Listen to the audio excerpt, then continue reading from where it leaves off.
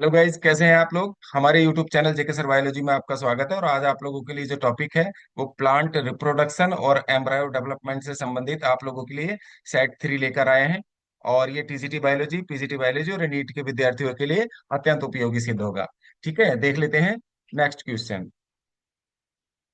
देखिए, 32 क्वेश्चन, 31 आपके इससे पहले वाले वीडियो में आप लोगों के लिए करवा चुका हूं। और अब ये 32वां प्रश्न है। व्हेन ए डिप्लॉयड प्लांट, ठीक है, is crossed with a tetraploid female. The ploidy of the endosperm cells in the resulting seed is, ठीक है, यदि ठीक है डिप्लॉयड प्लांट है, मेल डिप्लॉयड होगा और टेट्राप्लॉइड फीमेल होगा, तो एंडोस्पर्म सेल्स जो होंगी वो कैसी होंगी, डिप्लॉयड होंगी। डिप्लॉयड या टेट्राप्लॉइड या पेंटाप्लॉइड, तो इसका राइट आंसर होगा गाइस टेट्राप्लॉइड होंगी। ठीक है, 4n होंगी। नेक्स्ट देख लेते हैं question. Apomixis in the plant means, ठीक है, एपोमिक्सिस का मतलब है प्लांट्स में, ओके, एपोमिक्सिस कहते हैं development of A plant. Development हो जाता है प्लांट का from fusion of gametes, gametes के फ्यूज होने से, without fusion of gametes and meiosis. ठीक है, यानी कि बिना गैमिट्स के जुड़े और बिना मियोसिस के पौधे का, नए पौधे का निर्माण हो जाता है। ठीक है, या फ्रॉम स्टेम कटिंग या रूट कटिंग, तो राइट आंसर हो जाएगा सेकेंड ही, बिना गैमिट के जुड़े और बिना मियोसिस के ही ये अगर प्लांट का डेवलपमेंट हो जाता है तो इसी को हम असंजनन या एपोमिक्सिस के नाम से जानते हैं गाइस। चलिए नेक्स्ट देख लेते हैं। Parthenocarpy is the production of, parthenocarpy है इसका production fruit without pollination, fruits without fertilization, seeds without fertilization, only seed and the no fruits. तो इसका राइट आंसर हो जाएगा fruits without fertilization is called as parthenocarpy. Next देख लेते हैं। In which of the following production of the seedless fruit is undesirable, ठीक है, अनुचित हो जाएगा सीडलेस फ्रूट का बनना, इनमें से कौन सा हम लोगों के लिए, ठीक है, अनुचित होगा, बेकार, उसका कोई मतलब नहीं है ऐसे फ्रूट का। तो ये बताइए, अगर उसमें बीज नहीं होगा तो, ठीक है, सीड अगर डेवलप नहीं होगा, सीडलेस अगर हमने बना लिया, जैसे मान लीजिए मैंगो है, मैंगो में अगर सीड नहीं होगा तो हम उसका फ्लैश खाते हैं, ठीक है, उसका गूदा खा जाते हैं, है ना, फ्लैश ही होता है तो गूदा खा जाते हैं। तो ये भी ठीक है, अगर अगर सीड ना हो तो। प्लम को भी खा सकते हैं, एप्पल को भी खा सकते हैं, लेकिन अगर कोकोनट में अगर बीज ना हो, जिसको हम खाते हैं कोकोनट, तो इसका मतलब उसके रेशे नहीं खा पाएंगे हम, तो इसका राइट आंसर हो जाएगा कोकोनट। नेक्स्ट होगा parthenogenesis was discovered by, parthenogenesis की खोज किसने की थी, मुलर एंड मेलविल ने, ठीक है, मेलविल ने, और कोल्टर एंड चैम्बरलिन ने, या थियोफ्रास्टस या जूइल एंड मुरबैक ने। तो जूइल एंड मुरबैक ने इसकी खोज की थी पार्थेनोजेनेसिस की, तो राइट आंसर हो जाएगा इसका फोर्थ। नेक्स्ट है parthenogenesis is the defined as development, ठीक है, पार्थोजेनेसिस इस प्रकार, ठीक है, इसको परिभाषित किया जा सकता है विकास, किसका विकास, एग विदाउट फर्टिलाइजेशन, यानी कि एग का विकास, अंडे का विकास बिना निषेचन के, सिनर्जिड का विकास बिना निषेचन के, या फ्रूट का विकास बिना निषेचन के, या फ्रूट का विकास बिना पॉलिनेशन के। तो इसका राइट आंसर हो जाएगा एग का विकास बिना फर्टिलाइजेशन के, तो इसका राइट आंसर हो जाएगा पार्थोनाइसिस का फर्स्ट। ठीक है, अगर अंडे का विकास, एग का बिना फर्टिलाइजेशन के डेवलपमेंट हो जाता है तो इस प्रोसेस को पार्थोजेनेसिस कहा जाता है। नेक्स्ट देख लेते हैं। द टर्म जीनिया डिनोट्स, जो जीनिया शब्द है वो प्रदर्शित करता है effect of pollen on the, ठीक है, पराग कणों का प्रभाव ऑन द, किस पर, एंडोस्पर्म पर, एग पर, न्यूसेलस पर, या सीड कोट। तो इसका राइट आंसर है न्यूसेलस, बीजांड काय पर, इसको जीनिया कहेंगे, ठीक है, पोलन का इफेक्ट न्यूसेलस पर, उसको जीनिया कहेंगे। नेक्स्ट है the best example of the polyembryony, polyembryony का बेस्ट एग्जांपल है कोकोस, सिट्रस, कैप्सिकम, साइकस। तो इसका बेस्ट, ठीक है, एग्जांपल है सिट्रस, इसका राइट आंसर हो जाएगा second. Scutellum is endosperm of gymnosperm shield shaped cotyledon, या protective covering of the radicle, protective covering of the plumule. तो इसका स्कूटेलम क्या होता है, स्कूटेलम होता है शील्ड शेप्ड कोटिलेडन को हम स्कूटेलम कहते हैं। राइट आंसर हो जाएगा second. The nuclei of the sperm and egg fuse as a result of, nuclei जो होते हैं स्पर्म का न्यूक्लियाई और एग का, फ्यूज होकर क्या, ठीक है, फ्यूज हो जाते हैं एट द रिजल्ट ऑफ, किस कारण से, base pair relation of the DNA and RNA, ठीक है, डीएनए और आरएनए के बेस पेयर रिलेशन के कारण, formation of the hydrogen bonds, hydrogen bonds के बनने के कारण, या mutual attraction caused by differences in the electric charges, या ठीक है, इलेक्ट्रिक चार्जेस होता है इनमें म्यूचुअल अट्रैक्शन, इनमें पारस्परिक आकर्षण होगा, कॉज्ड बाय किसके कारण, वो भी डिफरेंसेस इन इलेक्ट्रिकल चार्जेस, यानी कि प्लस माइनस चार्ज होने से, आवेश अलग अलग होने से, या attraction of the protoplast of the egg and sperm. Protoplast और एग, ठीक है, प्रोटोप्लास्ट किसका, एग का, और स्पर्म के प्रोटोप्लास्ट के अट्रैक्शन के कारण। तो इसका राइट आंसर हो जाएगा थर्ड। ठीक है, दोनों में अलग अलग चार्जेस पाए जाते हैं।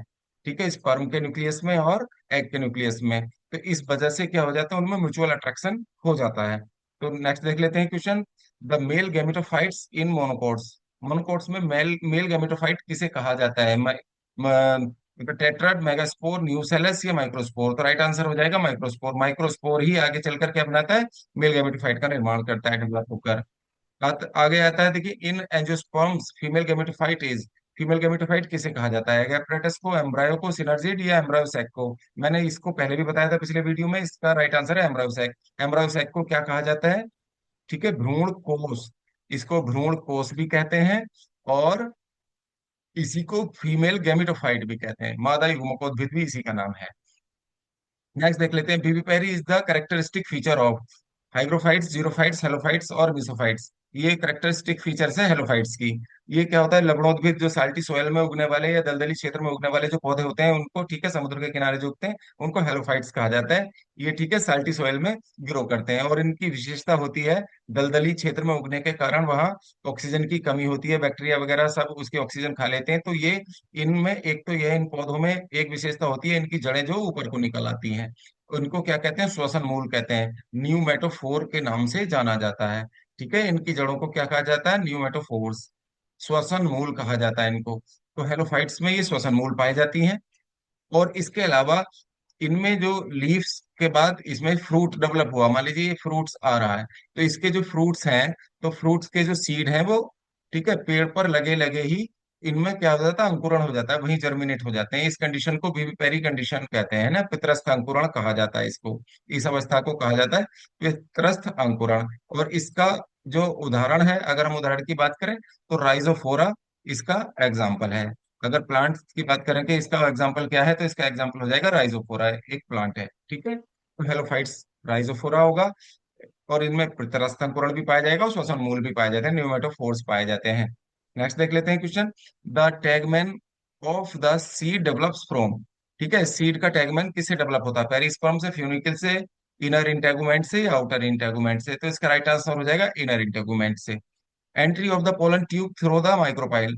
पोलन ट्यूब का माइक्रोपाइल के थ्रू प्रवेश करना क्या कहलाता है? पोरोगेमी, कैलेजोगेमी, एलोगेमी या गाइटेनोगेमी? तो इसका राइट आंसर हो जाएगा पोरोगेमी।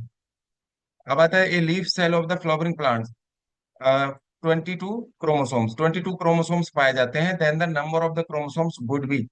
ठीक है, गैमिट्स में 11 होंगे, 22 होंगे गैमिट्स में, 44 या 44 सेल में होंगे, स्टेम सेल में। ठीक है, in the cell of the stem, तने की कोशिकाओं में। तो गैमिट्स में जो है ना, भाई इसमें जो होंगे, तो गैमिट्स में अगर नंबर ऑफ गैमिट्स की बात करें, तो गैमिट्स जो बनते हैं ना, जितने डिप्लॉयड, अगर कोई सेल है, अगर कोई सेल, लीफ की जो सेल है वो डिप्लॉयड होगी, तो उसके अंदर ये डिप्लॉयड सेल की एक विशेषता ये है, इनमें म्यूसिस हो जाएगा। म्यूसिस हो जाएगा तो क्या होगा? एन बन जाएंगे। एन का मतलब, अगर गैमिट्स जो होंगे फिर वो कितने हो जाएंगे? 11 हो जाएंगे। तो गैमिट्स की संख्या 11 हो जाएगी। तो राइट आंसर हो गया फर्स्ट। नेक्स्ट देख लेते हैं, study of formation of a new individual from growth and development of an egg is known as. ठीक है, तो एक इंडिविजुअल स्टडी, ठीक है, स्टडी ऑफ द फॉर्मेशन, ठीक है, अध्ययन एक नए इंडिविजुअल का बनना, from growth and development an egg. ठीक है, एक एग से डेवलपमेंट होना, एक इंडिविजुअल का ग्रोथ होना, क्या कहलाएगा? एम्ब्रायोलॉजी कहलाएगा, साइटोलॉजी कहलाएगा, जेनेटिक्स या हिस्टोलॉजी? तो इसका राइट आंसर हो जाएगा एम्ब्रायोलॉजी। अब आता है, देखिए, hilum, chalaza and micropyle and ovule lies in the same longitudinal axis is known as. अगर देखिए, तो इसको एनाट्रोपस कहेंगे, एम्फिट्रोपस ओव्यूल, कैम्फाइलोट्रोपस या ऑर्थोट्रोपस? ऑर्थो, देखिए, इसको कहेंगे orthotropous is the right answer. इसकी बात, इसकी विशेषता ये होती है, ये जो ओव्यूल होगा, ठीक है गाइज, ये जो ओव्यूल होगा, तो इसमें जो है माइक्रोपाइल जो होगा, ये होगा इसका माइक्रोपाइल। ओके, ये माइक्रोपाइल हो गया। ठीक, इसमें ये इसका ओव्यूल हो गया, माइक्रोपाइल, और ये हो गया कैलेजा। तो ये सब चीजें क्या होंगी? एक ही एक्सिस पर होंगी, एक ही डायरेक्शन में होंगी, लॉन्गिट्यूडिनल एक्सिस पर। तो इस प्रकार का जो ओव्यूल होता है वो ऑर्थोट्रोपस कहलाता है। ओके, नेक्स्ट देख लेते हैं। The tissue which attaches ovule to the ovary. ठीक है, ऐसा ऊतक जो ओव्यूल को ओवरी से अटैच करता है, हाइलम कहलाएगा, कैलेजा, प्लासेंटा या फ्यूनिकल। तो राइट आंसर हो जाएगा प्लासेंटा। तो गाइज यहाँ पर ये जो टॉपिक कंप्लीट हो जाता है। नेक्स्ट वीडियो में मिलते हैं।